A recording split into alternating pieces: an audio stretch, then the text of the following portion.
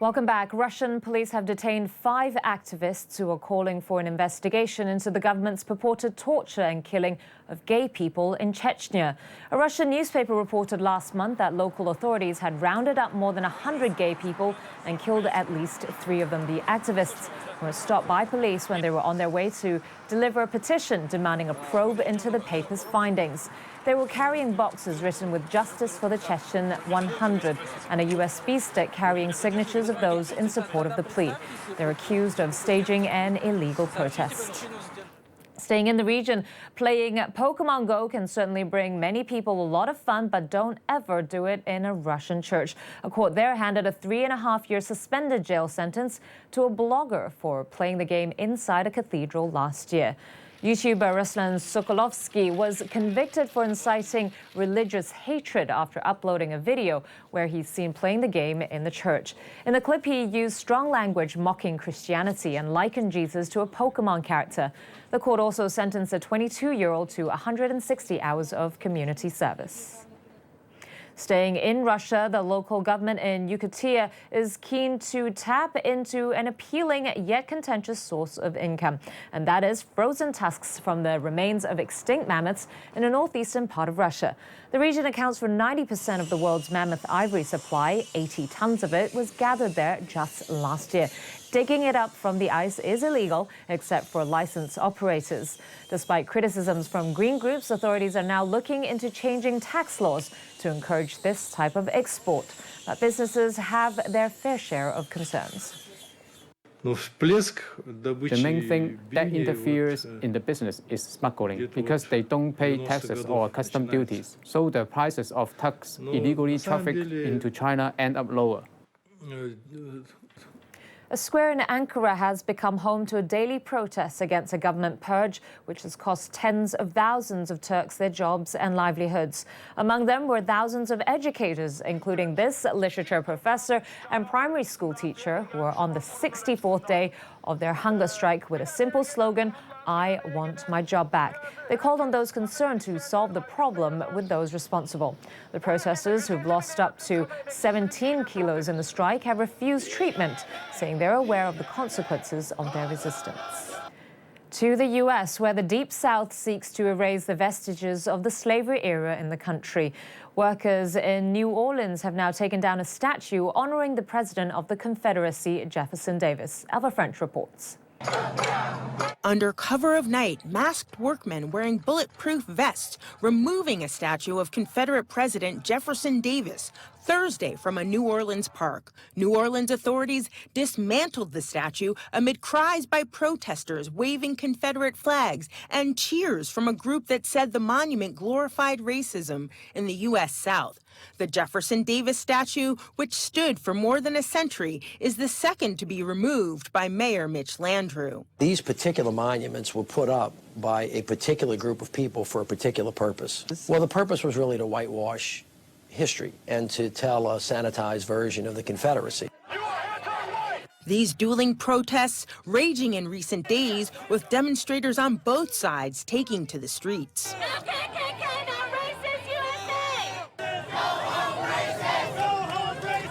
The removals are part of a trend across the southern U.S. to move slavery-era monuments into museums and out of public places. That trend intensifying after the 2015 shooting deaths of 9 African-American churchgoers at the hands of Dylan Roof, a Confederate flag-waving white supremacist. A Shanghai tattoo artist is helping dozens of Chinese women regain their confidence after childbirth by offering free tattoos for mums who want to hide their C-section scars. Anita Lee has a story. It may be one of the last things you'd expect a woman to want to go through after childbirth. But tucked away in a Shanghai suburb, this tattoo studio is attracting new moms in China. The appeal: free ink for women wanting to hide their C-section scars. I'm Anita Lee at Shanghai Samurai Tattoo Studio. Getting a tattoo here costs hundreds of dollars, but every now and then they do one for free on a woman's stomach. The artist considers it a service for women with cesarean scars in a country whose cities have some of the highest C-section rates on Earth. The man behind the new trend is Shi Hailei, inspired by a Brazilian artist who's covered the scars of domestic violence victims. Shi wanted to do the same for Chinese women with low self-esteem after having a baby. After I did the first tattoo on a scar, the smile on the mother's face gave me a great sense of achievement. I decided to keep on doing it. It makes me very happy to make them confident again. Grace Yuan is one of them. The 34-year-old mom used to apply fake tattoos to her few inches of scar on her belly, but still felt self-conscious until she visited the studio. I don't need to lift my trousers or cover the scar with my hands when my belly is exposed now. I feel great. Chinese women are known to spend thousands of dollars hiding their scars, from creams to gels to laser surgery. And with about a third of all babies in China now delivered by C-section, there will be no shortage of customers for this growing trend. Perhaps some ideas from Mother's Day gifts there. All right, let's move on to sports news now.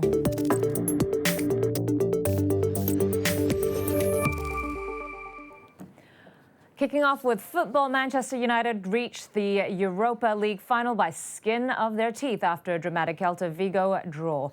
Featuring an ugly brawl and a red card for each side, the team made it to the finale, drawing 1-1 at home. Striker John Guidetti had a chance to win the tie for Celta at the last kick of the game, but he failed to control the ball 6 meters from goal. United, who won 2-1 on aggregate, will face Ajax Amsterdam in Stockholm on May 24th.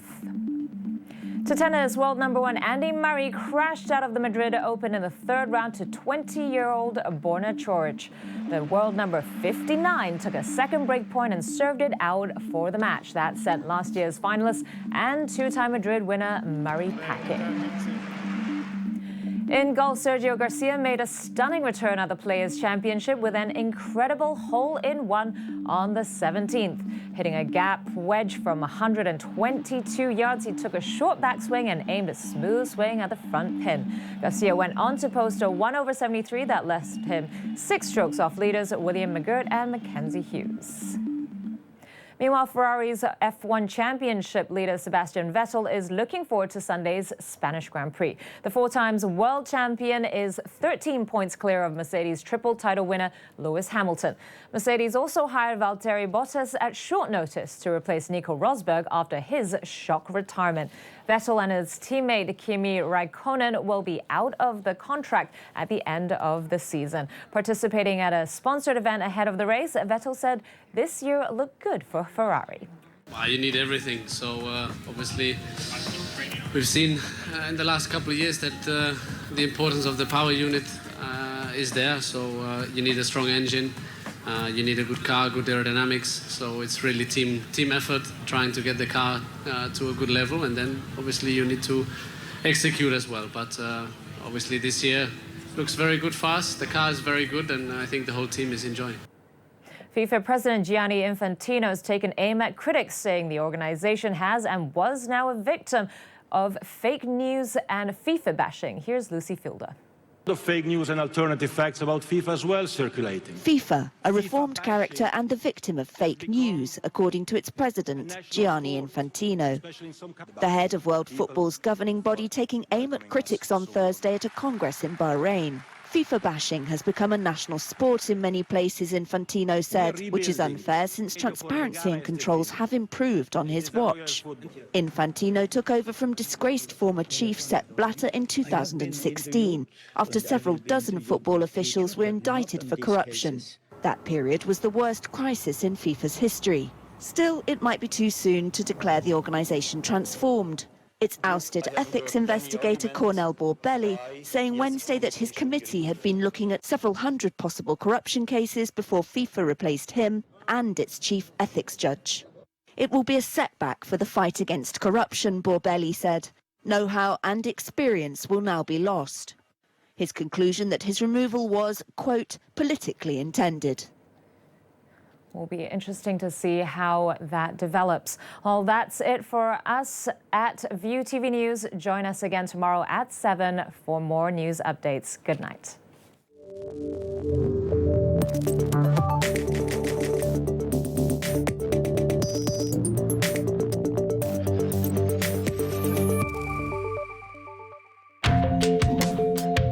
Coming up next, Before I Kick the Bucket.